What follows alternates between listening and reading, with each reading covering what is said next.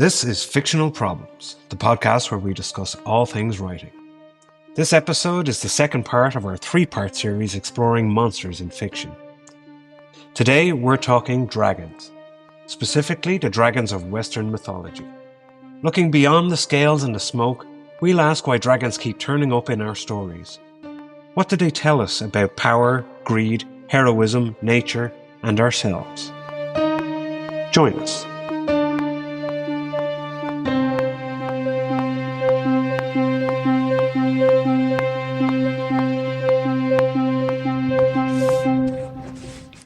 And welcome back to Fictional Problems, the podcast where we discuss all things writing in association with Speculative Fiction Ireland, with myself, Gary J. Martin. And myself, A.R. McNevin. And in continuing our short series on monsters, we are going to delve into one of the, by far and away, one of the most popular types of monster in fantasy. In fantasy, yes, and has existed throughout history as well, in many different cultures. The idea and the creature known as the dragon. Yes, indeed. So I guess everybody loves dragons. I fucking love dragons. How can you not love dragons? I mean, they're huge, they're powerful, they breed all kinds of things in Dungeons and Dragons. Yeah, so technically they breathe fire, and then they breathe everything else. So yeah, and this discussion should be noted that we're both old school gamers. So if we fall into the realm of TSR and Wizards of the Coast, then dragons are there too. But it's half the name, isn't it? Yes, indeed, half the name of Dungeons and Dragons. Yeah. So the first division that we should make is between Eastern and Western. Yes. That the clear distinction. Yes.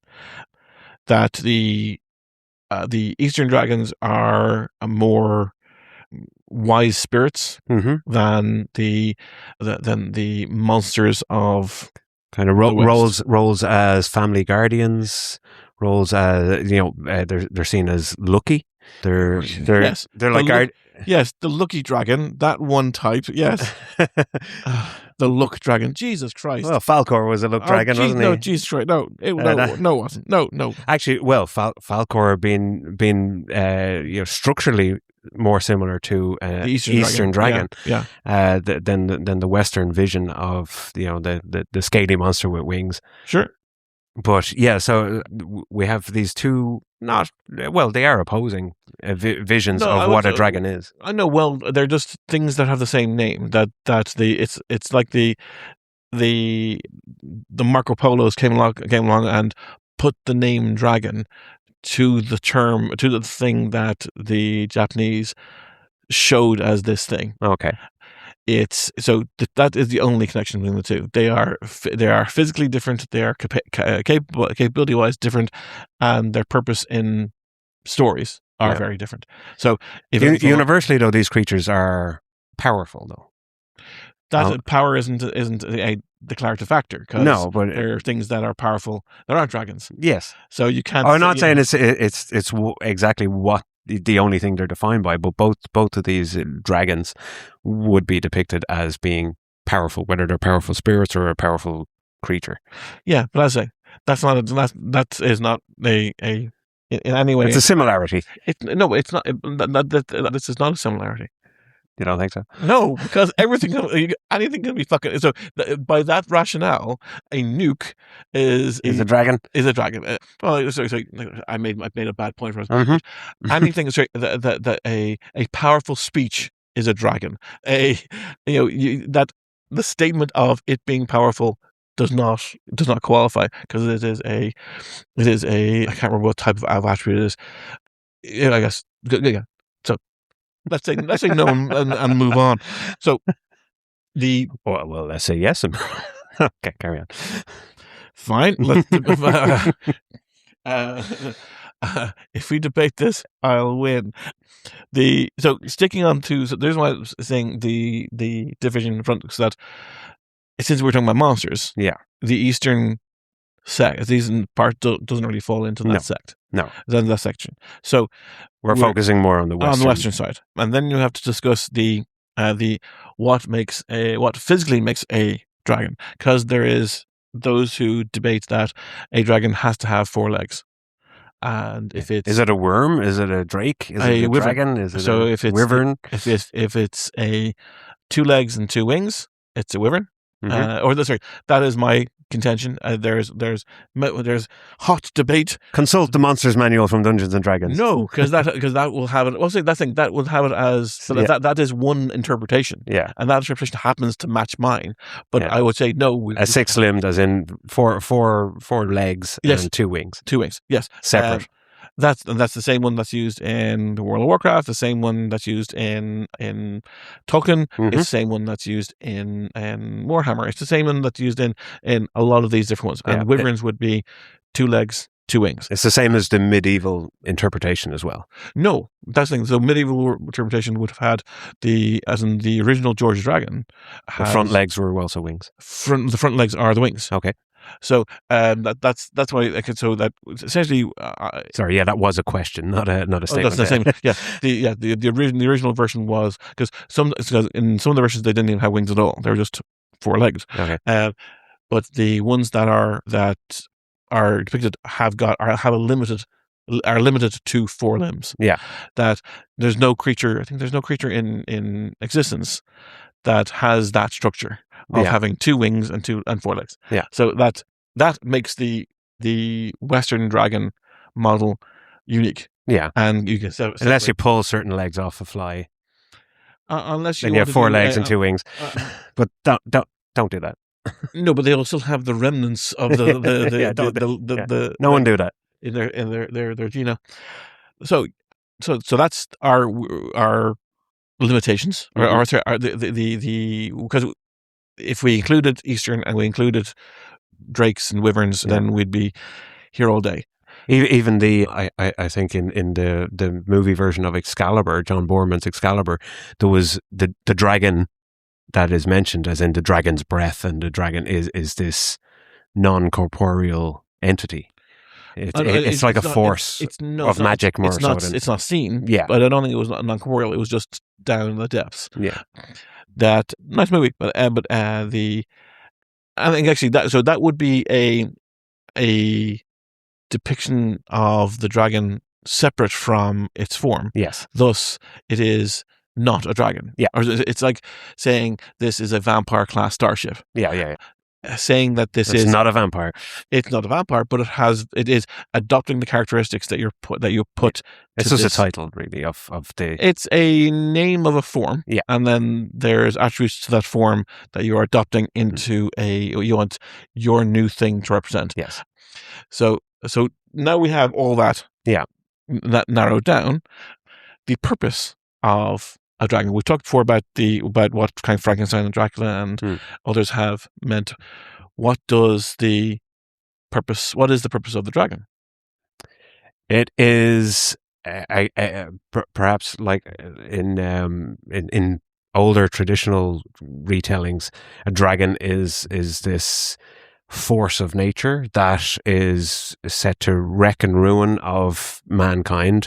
It is a plague on the land. It is something that eats livestock and people and destroys local areas where it inhabits, and it is something to be conquered. It is something to be challenged. It is something to be slain by a hero. So are they are all those elements together, or are those separate? Because the idea of, say, the dragon to be slain is, I would say, metaphoric. That King George never, or that King George never existed, and that dragon never existed. That Saint George. I'll say Saint George. So quite true. That he never existed, and that dragon never existed. Yeah. So it was a story. So what did that story represent? It's not like a similar type of thing existed that was then manifested as a dragon. I like the line in 13th Warrior, a movie that I love, and I appreciate how bad it is. No, I'll stand by 13th Warrior. Yeah. That when underrated, I think. Well, I can see the flaws. It needed, like, it's very short, it needed more like to flesh out some of those characters and kind of develop them. I thought the characters that got fleshed out were fine. I think that it was just a action adventure. Yeah. I think that it did what it needs to do, because I like it the way it is, but I can see that plenty of the flaws. Yeah. Acknowledging the flaws while enjoying the product. That when the fire worm comes down, it is the glowworm is just cavalry. Yeah. And one of the guys goes, I would have preferred a dragon, but he's never fought a dragon. But it is the idea of, oh no, I can accept, I can do this. Yeah. Which was a nice kind of, they're not fighting a legend, they're fighting something. Mm-hmm. So it was a nice way to bring for that character to kind of accept, I know I'm fighting someone. Yeah. But for a Viking warrior to die fighting an actual dragon would be a thing of glory anyway. And that their name was remembered, as in the whole thing about their name being remembered is a big element of that culture. Yeah. So then the tale being told thereafter, if they're remembered, again, a big element of that story, that it would be against a dragon, not against simple cavalry. Yeah. Don't let the truth get in the way of a good story. Exactly. In this case. But so in that regard, the dragon is simply just force. It's just as I say, something to be conquered. This was an enemy that they fought against. That it was exaggeration. Here, have a lizard. Here, have a big lizard with that can breathe fire. Big monster. That can like Hulk. So is that it from because you mentioned that it was the thing that destroys crops? Well, no, it isn't, because that's again part of that story, that the reason why you went to conquer it was because of the claim it killed crops, that it stole the maiden.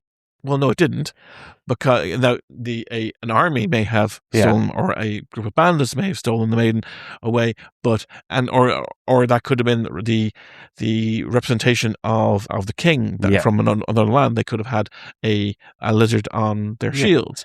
There could be like an actual, in reality, a blight on the land which is destroying crops, and they might attribute it to, oh no, there's this far off creature that is causing this. So, it has to be perhaps a focus of their fear is this creature that they can't see, but still think is real, and still, like the land is dying, the sheep are dying, they're going missing. It could be just raiders, but if you start piling all these misfortunes onto, and the locals at the time might have gone, we're pretty sure it's a dragon.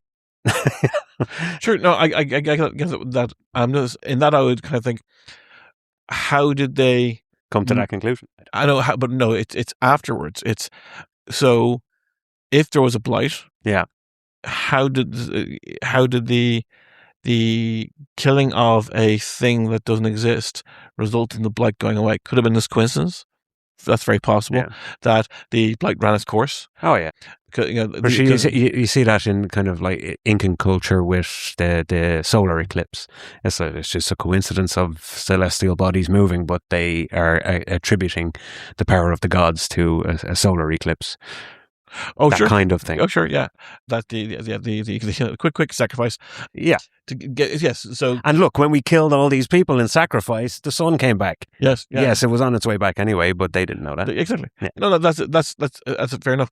But that could be attributed to every form of monster. Yeah. So the manifestation of human fear.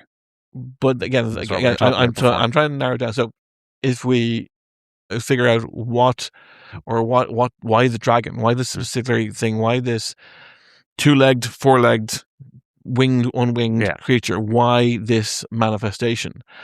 Because you can manifest the same thing as the werewolf, as the wendigo, as all the stuff we talked about before, that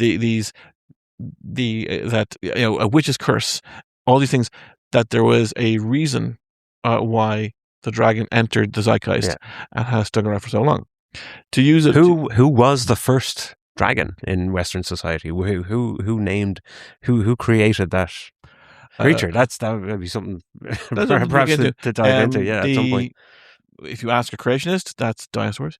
Who knows that, some farmer ploughing the field in medieval times didn't uncover Oh no, they did.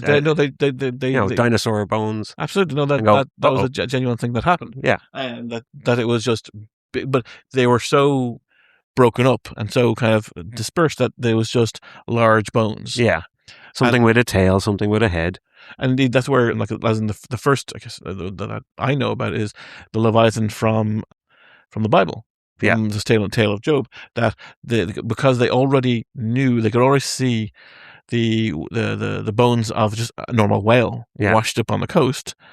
Then, and they had understanding that there were these large creatures in the sea. Yeah. That so all they have to do is go bigger, bigger, bigger. Yeah. But that's how they get. That's how they get. God must be a really big guy. We're small guys. God must be a really big guy. The Leviathan, we know about, big fish. Yeah. The Leviathan must be the biggest fish ever. Yeah, there has to be a biggest ever. So again, where does the dragon come from? And then you have to. Then why is that particular serves that particular purpose? In modern times, you have in, say, A Song of Ice and Fire.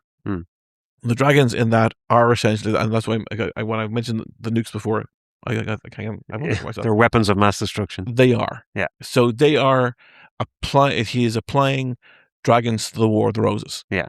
And that's what happens. Mm-hmm. That they are nukes. That they can. That the only way to destroy them was politically. That on the battlefield there was that they would just. Literally, there's a battle called the Field of Fire in the Aegon's conquest, where they just basically set the entire place on fire. Yeah, where job done. Yeah, where Harrenhal was could defend itself against every ground-based assault. Yeah, for 1,000 years. It was within the lifetime of Harren the Great. Oh, it could have. Yeah, and that he built the castle for him and his sons to live in. So many hearths and so many this and so many that, and Aegon and his sisters just perched on top and just filled the place with fire. Yeah, done. So and again, fire breathing being the most terrifying thing that they could think of at the time because of how destructive fire was. So that's why I imagine dragons were given the fire breath. They're like this personification of bad, evil. Yeah, the thing that you can't get back from. Yeah, that they're once a fire started, that's it. You could throw some dirt in it. You had some limited water, maybe thrown it. Yeah. But if your hut was burning down, you got out. Yeah, and you waited for it to go out. Yeah. And then you rebuilt in the morning. Yeah, there was no like. I think there's a premise that I put in the next book where it's a case of I think I have one of the characters saying that the scale or the scale of the fight, as in the importance of the fight, is directly related to how monstrous the foe is, and insofar as like the dragon was the ultimate thing that a hero could.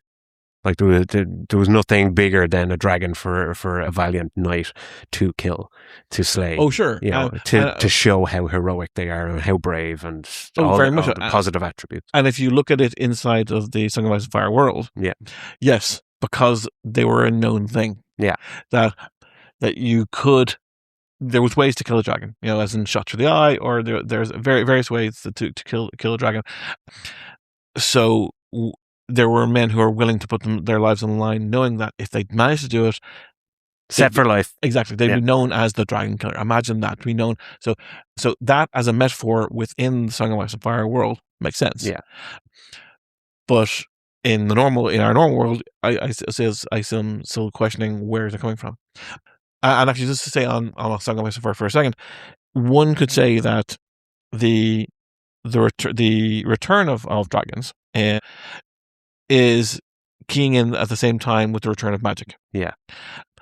So spells that never worked before suddenly are working again. Yes. So you can look at it one of three ways. And I'm going to say three ways, and at the moment I can remember all three ways, and I'm quite sure I'll forget them. You'll be fine. I believe in you. The first way is that magic is entitled to the existence of dragons. Yeah. That they needed them in the world, that without them in the world, that it is a golden age of adventure, that magic itself is a manifestation, or either the dragons are a manifestation of, or magic is a manifestation of, or they are... Well, which came back first, magic or dragons? Did dragons bring the magic with them, or did magic allow the dragons to come back? That's true, but then you have to wonder what spell created them. Because Mary Mazdur, while she was taught by Marilyn the Mage, she probably wasn't in the right frame of mind while being burned alive to cast a spell even if we had that capacity. So it could have been right time, right place, various things. So, but they are linked. The other thing is the comet, which was seen above. Yeah. As George R. R. Martin has said in the past, that Westeros or Planetos could be part of his 1,000 worlds. This is a old-fashioned science fiction writer, and that the thing above could have been a starship from a core of an engineering core, a bioengineering core, that in the 1,000 worlds is known as the creation of various diseases, like grayscale of different types of creature, such as dragons, such as all these different types of things, that it could have caused the dragons to return. It could have caused that magic is all telepathy. That could have caused so. But the idea that the presence of this ship could have caused the return, and that's two. But the third one, I remember them all. Right? Yes, knew it. Is finance. Money. Yeah. Okay. That the dragons are a representation of a boom and bust economy. That like if you look at, say, the show is not a great example of this, but if you look at, say, the what they're wearing in the first few seasons of the show, and what they're wearing in the prequels. Actually, the House of Dragon came back to this yesterday. Yeah. What they're wearing, the armor they're wearing, even though what they're wearing at the end of the show. I mean, you could say that was simply better production values. Yeah. But what you could also extrapolate from that is that the return of the dragons has caused a renaissance, is a representation of the change in financial state. That it is becoming a new age, that they are not just like in a modern sense. It's a case of we're going out of recession and into what's the opposite of recession? Not boom time. I can't remember. Expansion. After the recession, no, not technically. No, it's not expansion. Boom. What's called boom? That and that causes positivity, as in during periods of boom, there is more money flowing around. There is prosperity abounds. Exactly. Yeah. That there's opportunity. Yeah. An opportunity for change. That is often seen, like if you look at and that causes also kind of changes in art, and it causes changes in expression, that there is this overall positivity. Also, dragons are quite bankable in terms of making a show. Like people will I'll tune in for dragons. Yeah, absolutely. That's why they made House of the Dragon, I'm sure. They tried to make, I don't know, a dozen other shows and they all failed. Yeah, did they? Naomi Watts was cast as a Targaryen in one of the other ones. They've had, I think it was 10 or 12 different types of shows that they had planned, and they've got through 2 so far, which is Night of the Seven Kingdoms and House of the Dragon. So not very bankable. And indeed, Night of the Seven Kingdoms has no dragons in it, has no speciality in it, has special stuff in it at all, because it is 100 years before current. Although dragons are all over fantasy literature these days. These days, yes. Actually, that's a interesting thing. They kind of a point to go to. Yeah. That there's a lot of dragons being used, but they're all being used in the same way. Now, whether it be Tremere, where it's dragons in Napoleonic, Yeah, where it's talking about how they become political weapons and characters and friends, and they're a symbol of power. Yeah, but they are simply a physical entity that, in this case, they can speak, or I think they can speak, but they're better than just a warhorse. They are essentially just the thing you use in battle. And it is a common trope that they've been moving more towards, like, that happens. It hasn't happened just with dragons, but like dragons is the most prevalent one, where before they were the pure evil thing, the antagonistic force that the hero fought. They were like evil. They were, it was a force to be reckoned with. And as time kind of moved more towards modern literature, the dragon has been tamed. The dragon becomes the mount, but the dragon becomes the pet, the friend, the companion. Sure. And is that trying to, like, the trend of, well, mankind has conquered this particular fear of dragons, and now we have domesticated them. And I like the idea. However, I think that because I think that other than A Song of Ice and Fire, I can't think of a single other story that I've encountered in the last 10 years where I didn't think that the dragon had been devalued, demystified. That I have no problem with the kind of the working together, or the dumb dragon, the not intelligent character being simply the beast that is rode into battle. Yeah, I have no problem with that. Absolutely, 100%. I remember there was a story a friend of mine told about, where it was dragons versus F-14s. And it's like, okay, I can see, well, hang on, what? Because one's got AMRAAMs and the other one's got a limited area breath weapon.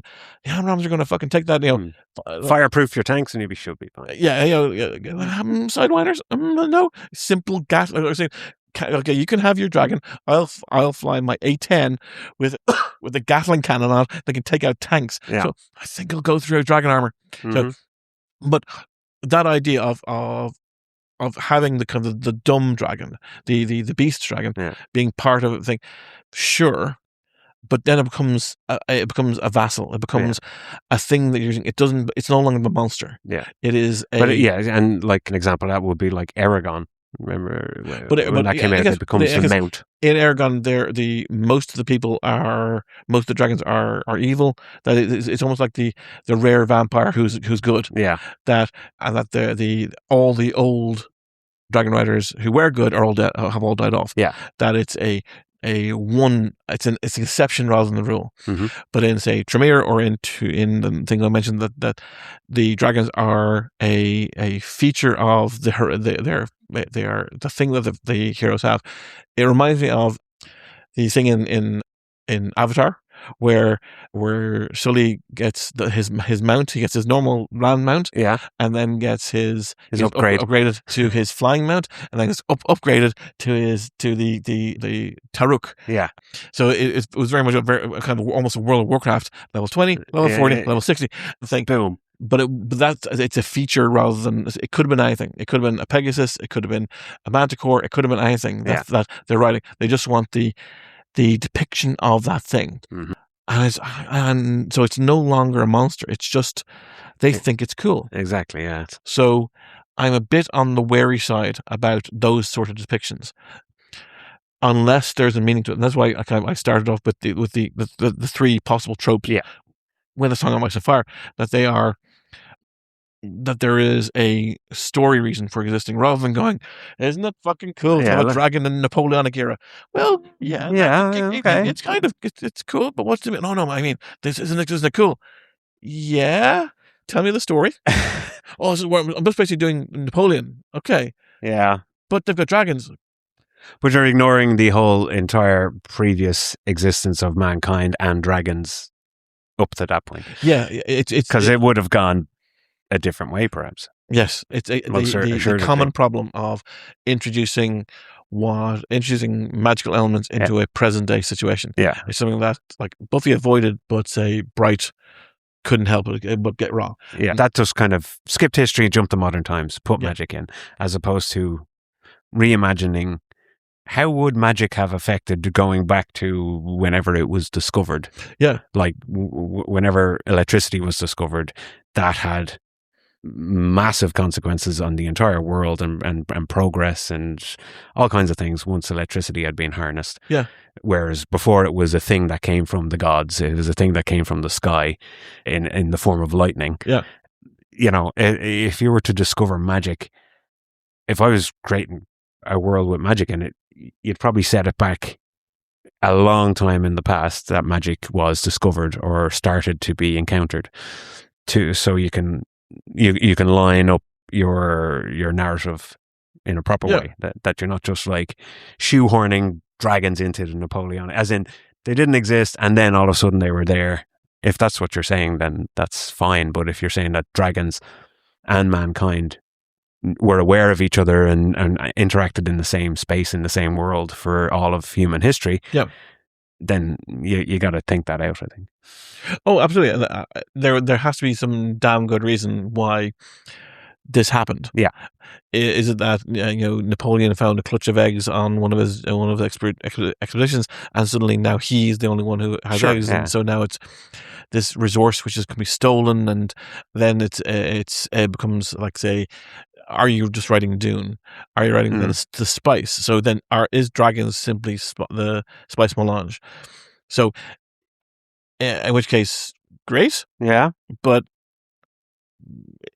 is it just ain't a cool moment, or is there a reason to it? And that's where as I for A Song of Ice and Fire and for longer narratives, like, and we can just reference as in all of Dungeons and Dragons that it exists. All these elements have always been. Yes, it's always been part, whether they're in Ascension or whether they have fallen away or disappeared for a while or whatever. Yeah, and that you only find them at the bottom of the dungeons. Yeah. Then there's a reason for it, that they are there was even in The Witcher that they refer to them as mutations, and that how it's a rare mutation can cause a red, or a rare, you can find green ones and white ones, but only a rare one will be called, and you never find a gold one. And there's a guy walking along beside him who is a gold dragon. Yeah, and so there is that element to it. There's also, as mentioned, the idea of the kind of the intelligence dragon. So that it becomes so these are, in my mind, they've always been formed into, if you can change their form, they're no longer a dragon. Okay. Is this now in terms of, I know we were discussing the intelligent monster, that might be something we'll tackle more in depth. Yep. But this is a case of similar to Smaug in The Hobbit, that the intelligent talking creature. Sure, but I guess that is cunning and manipulative and. Yes, but I guess Smaug would be not a mindless beast. But he is specific. Yeah. Like, there's no plot there. There is, he wants the Horde. Yeah. And when they threaten the Horde, he goes out and kills people who are threatening the Horde. Yeah. That's his entire character. That he is one of the last. It's like that he is.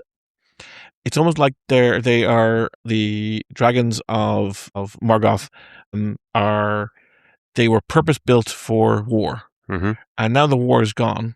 They have no idea what to do with themselves. Yeah, there wasn't a society there. They were manufactured tools that were set to a purpose, and now that purpose is gone, that they just, okay, then I want I want my comfort, and that's it. Yeah, leave me alone. Yeah, Smaug was in his gold hoard. No one fucking bothering him. He was bothering no one else. Yeah. But they just, a dumb hobbit and a bunch of dumb dwarves decided to risk all of the nearby town and cause a massive army several massive armies to attack because of this prize. So Smaug was a reaction to any intelligent dragon that will form into, they'll sometimes be the beast that gets ridden. Sometimes they'll be the force that is unleashed. Yeah. but in which case it's almost like they're a switch to be flipped. Like don't wake, the whole the idea of don't wake the dragon, or don't upset them. They'll fuck up everything. Let sleeping dogs lie. Exactly. But for the magical qualities of the dragon, that they are, like this is in World of Warcraft, this is in TSR, or in D&D.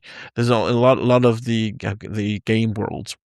There is the idea of at least some form of intelligence, of wizardry to them. And I think, as much as I appear to be dismissive, I do like that idea that I had a character many moons ago that I was going to use for Quantumancy, but I decided against it because it was a bit too convoluted, I thought. Okay. That essentially they were a coward, a cowardly dragon who fled from a fight and lived the rest of their lives as a human. Okay. That they so everyone just saw them. Everyone who encountered this person as just them as a petty, almost Constantine level wizard, because he just never bothered to do anything else because he knew that he was going to live.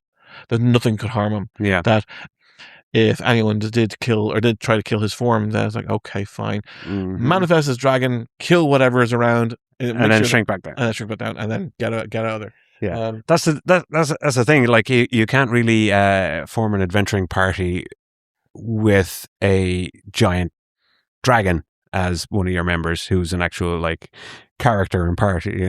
A full-sized, full-on dragon can't really sneak into a dungeon, can't really, well, probably could, but you know what I mean? Like, the social interactions would be significantly different in terms of what you're rolling, in terms of intimidation. Like, some of your statistics would be just off the charts, so it'd be kind of pointless. Just saying, you couldn't. That's why they become the mount, or they have the magic that can turn them into a smaller, more manageable, say, humans shape, as opposed to I'm good. Well, I like this group, I'm going to travel with them, and perhaps talking against myself, from that point of view, you're basically saying that the dragon itself is not important. Sorry, the dragon form, the dragon qualities are essentially just a wolfman. That they'll wolf out and become the big beast with the claws and the thing, and the fire breathing super scion. What? They just manifest the magic and go a bit nuclear. Okay, but the idea that then it doesn't matter anymore. Yeah, then it just becomes the thing the thing that happens, rather than having an importance to that race or that person. So it's a bit on the. It's a limitation, I guess, to the dragons previously, like where they couldn't do that. It becomes more in different stories. Yeah, in different stories. I know it's a common thing in Dungeons and Dragons whereby they can assume the form of a human. Some of them, that's when in Dungeons and Dragons they have the full gambit. Yeah, there's ones that are more bestial and some that are more caster based. So only a handful of them who can achieve that ability. So I guess if you find someone who claims to be a dragon, they're not going to be what's the I think it's the blue or the white, which are just whole scale just killers. So they're unlikely to be a humanoid in front of you. But for reds or for more the chromatics, then or metallic, my apologies, that's more likely. But those serve a function inside those stories. They are a force to be reckoned with, and that is ultimately, again, going back to our original point, a force to be often to be defeated. Yeah, whether it be one by one or as a clutch at the end.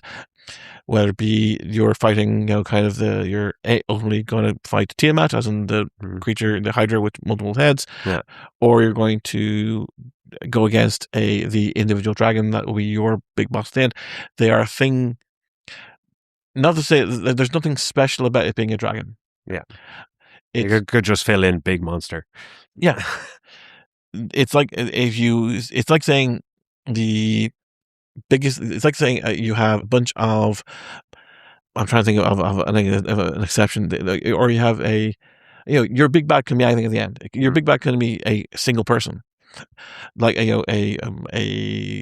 single warrior could be the among and their army, the single king or single is the goal. Yeah, it is just personally the fact that the single thing can manifest as a monster. It gives the a bit more of a visual snap to it. Yeah. Is this a case of why are dragons so popular then? Like, because they are quite popular. Like, I would say. I think Why specifically dragons? Do we think? I don't know. That's the thing. Like keep going. They keep coming back. Like even among all the myriad of monsters, like you don't see griffins being so popular necessarily. You don't see stories about griffins unless they've been tamed and mounted as well. You know, but they would be the manticores. Manticore. Yeah, but you have them.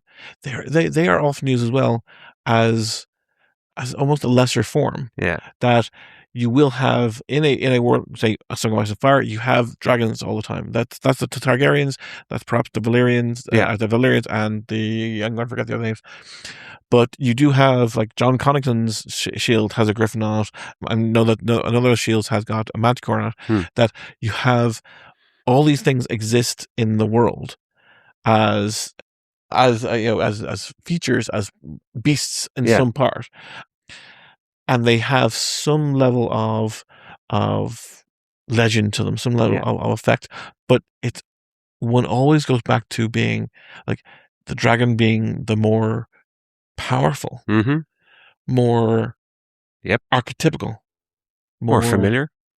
I don't know, familiar, but the like if you were to assemble a group of individuals that they might like their science fiction, might like fantasy, but you show them a group of pictures of monsters, they will easily recognize the dragon more so than what a hippogriff is or what a manticore.